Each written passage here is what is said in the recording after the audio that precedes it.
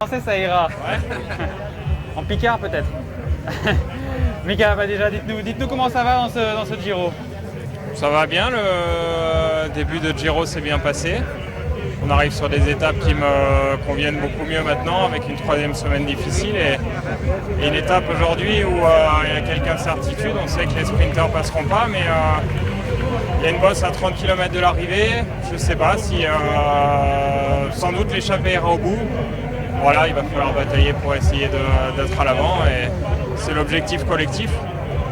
Un petit peu personnel aussi, ce serait une bonne chose d'être à l'avant pour essayer de tenter quelque chose. Et si vous êtes à l'avant, comment on gère justement ce final?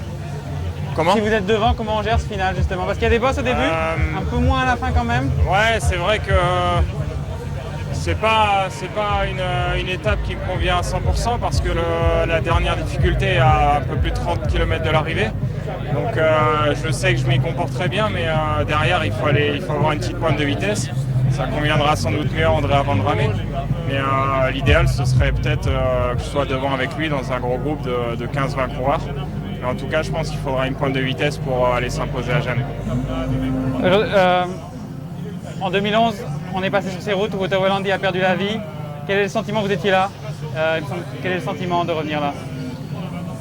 Ouais, c'est particulier. C'est vrai que c'est un souvenir que j'ai encore malheureusement en tête.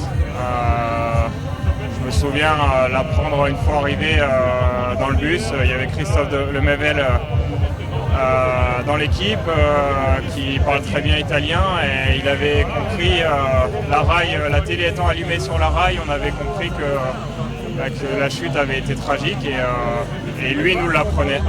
Voilà, c'est une tragédie comme il en est arrivé quelques-unes dans le vélo malheureusement. Et justement, quand on l'a vécu comme coureur dans la même course, ça a changé un peu la façon dont on abordait la prise de risque notamment après cet événement? Non, pas vraiment, non, je pense que le jour où j'aurais vraiment peur de ce genre de risque, j'arrêterai et je resterai auprès de ma famille, mais non, on ne peut pas avoir conscience au sein du peloton de tous ces risques, sinon on reste à l'arrière ou dans le canapé. Juste pour conclure, c'est l'un des sujets qui revient beaucoup en ce moment. Est-ce qu'on fait assez pour la sécurité des coureurs? On parlait avec d'autres, certains disent que le matériel est toujours plus rapide. Il y aura toujours du risque dans le cyclisme, mais la recherche de la vitesse fait que le risque sera toujours plus accru aussi. On en fait assez? Ouais, c'est un sujet qui revient souvent, mais ouais, c'est le vélo qui est comme ça. On n'a aucune protection, contrairement au sport mécanique, la moto notamment. Quand il chute, il se blesse rarement. Dans le vélo, voilà, hormis le casque, la tête, il n'y a aucune protection. Et voilà, moi, comme je le disais dans la précédente question, je ne mesure pas ces risques, sinon c'est tout simplement la fin d'une carrière quand on n'a plus envie de se mêler aux autres coureurs et quand on prend en compte la notion du risque, évidemment, on peut plus se présenter à l'avant, mais voilà, c'est une question qui reviendra toujours selon moi.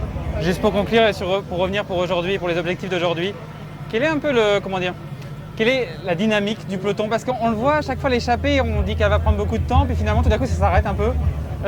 Quelle est un peu la dynamique pour essayer de prendre l'échappée? Ouais, il y a des équipes tournées au sein d'individualités, notamment Alpecin. Clairement, ils cherchent à mettre Van der Poel devant. Malheureusement, Biniam Girmay n'est plus là, mais c'était le cas sur l'étape de Napoli où l'objectif de l'équipe Wanty c'était de mettre Girmay. Une fois que ces équipes-là ont placé les bons pions à l'avant, le peloton se stoppe, ça fait barrage et le coup part comme ça. On ne sait jamais vraiment combien de temps le coup peut mettre à partir. Là, il y a 90 km en front plat montant aujourd'hui, avec des routes assez larges, sans grande difficulté. Selon moi, ça peut batailler 2 heures comme partir dès le début. Non, partir dès le début, j'y crois pas, mais en tout cas, c'est un peu aléatoire en fait. Quand il n'y a pas de vraie difficulté, un coureur comme moi, je vais essuyer des vagues et après, c'est un petit peu au bonheur la chance. Merci Michael. Merci. Bonne chance pour aujourd'hui.